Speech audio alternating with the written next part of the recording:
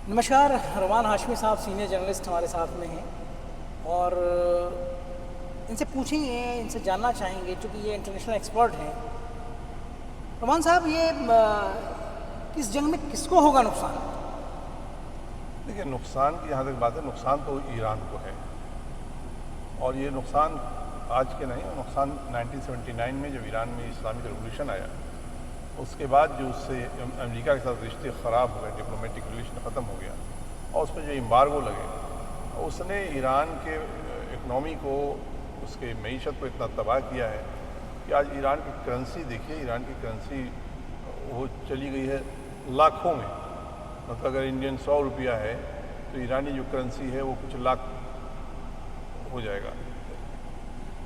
तो economical embargo ने तोड़ दिया, प्लस ये जंग जो हो रही है इससे काफ़ी नुकसान है। और इसमें जिस तरह से देखें, आयतुल्लाह अली ख़ामेनी के मारे जाने के बाद डोनाल्ड ट्रंप ने यानी पंजाबी नेता ने सोचा था कि इससे रिजीम चेंज हो जाएगा, लेकिन वो इनकी एक बड़ी भारी भूल थी, गलती थी, क्योंकि ईरानी की लीडरशिप पहले भी ख़त्म हुई है। 1981 में भी ईरान के बिजादिन खल्क ने ईरान के प्राइम मिनिस्टर का, प्रेसिडेंट को मारा और करीब 72-73 लीडर्स, पार्लियामेंट्रियन थे, मिनिस्टर थे, उनको भी ब्लास्ट में उड़ा दिया था।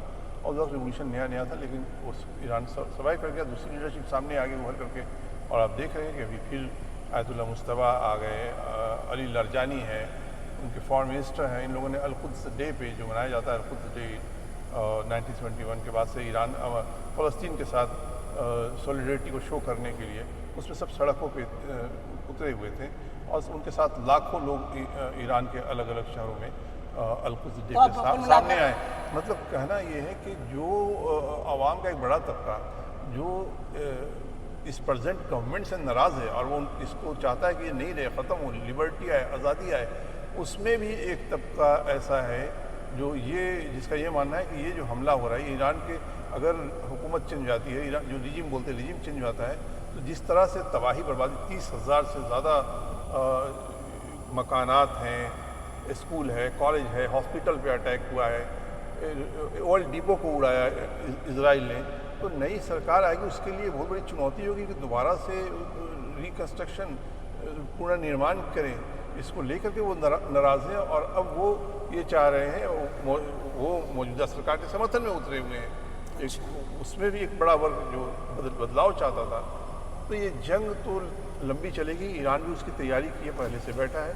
जो सरकार में अली लारजानी का ही बयान हो या ईरानी प्रेसिडेंट का बयान है, वो बयान यही है कि अब उनके शर्तों पे जंगबंदी होगी कि एम्बार्गो हटाइए, कंपनसेशन दीजिए, इंटरनेशनल गारंटी चाहिए कि दोबारा ईरान पे हमला नहीं होगा, क्योंकि 2 बार निगोसिएशन होने के बीच में ये हमला हुआ, न्यूक्लियर निगोसिएशन हुआ, इसके पहले भी उसमें हमला हुआ, अभी फिर निगोसिएशन चल रहा था दोहा में, तो हमला हो गया।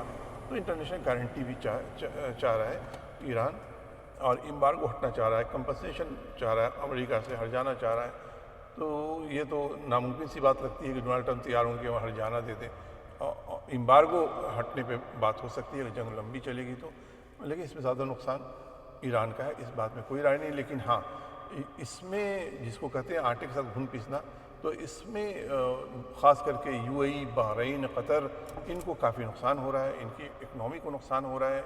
और जो इन्वेस्टर हैं, मैं इस सवाल को तो आगे लूँगा आपसे, मैं ईरान के बारे में पूछ रहा था, अब मैं दूसरा सवाल आपसे लेता हूँ।